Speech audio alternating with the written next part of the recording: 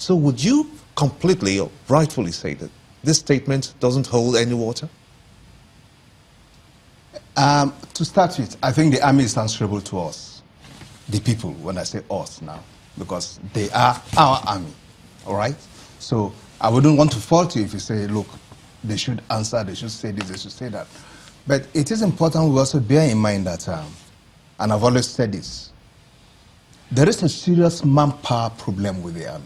I'm trying to justify probably now why the soldiers there were moved.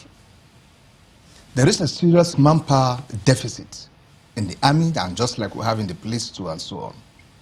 But in most cases, I keep putting forth a short-term solution to it. A solution that will serve in the interim, while we probably begin to look at the direction of serious recruitment. That in itself too has a budgetary issue to it. However, what is the short-term solution I'm looking at? Gimba, I am in the field as a retired officer and a security consultant.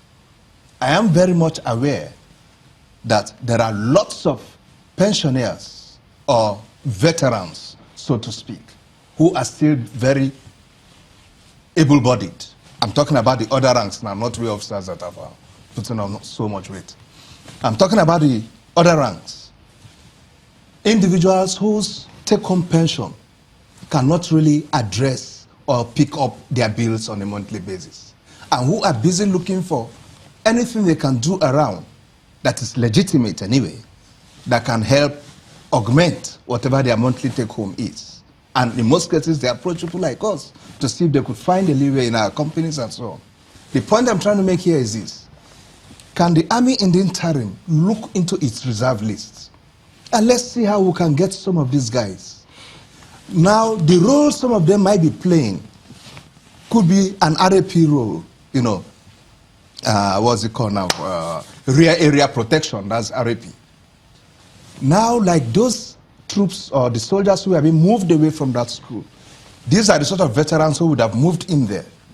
And whenever the military recovers territories, and there is a need for them after stabilizing such territories, and they need to move forward, these are the sort of veterans that would have moved in there and take charge. All this is in the interim. Why was there no communication between the army and the police, who ought to step in to maintain civil authority there? I have always asked, was there a proper handling and taking over? In every operations, especially a situation where you are expected to oversee a given place and you have to leave and somebody is supposed to take over from you, there's got to be a handling and taking over, and it's a procedure. Okay? Was there a proper handling and taking over to the police? Okay. I've always asked that in all my media interactions. Still about the veracity of General Danjuma's comments. Yes, please. Let me bring your attention to this matter. The presidential panel that was set up to investigate alleged human rights violations by the Nigerian army, they had this on the 11th of September. There was an inaugural sitting in Abuja, and Benue indigenes were there to narrate the ordeal, and that was headed by Justice Biobele George Will.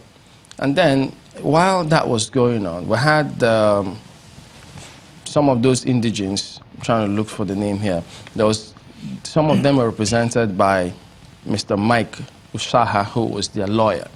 And in that session, in one of the sessions, he categorically said how 30,000 persons were sacked by the military from their homes. This is on the one hand. We had this similar case in Jos. We had cases like that on tape on regular basis where they keep alluding to some elements in the military who help aid herdsmen in carrying out some of these attacks. Do we disregard, because even this panel was set up when the vice president actually said this should happen. So if they came forward and made these kind of statements, and then General Danjuma says all of this, do we then say, nah, it still doesn't exist? Chamberlain, frankly speaking, I wouldn't come on national television and make a mess of myself.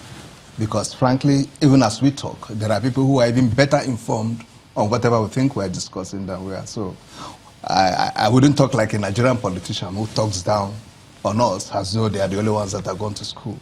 The point I'm trying to make here is this.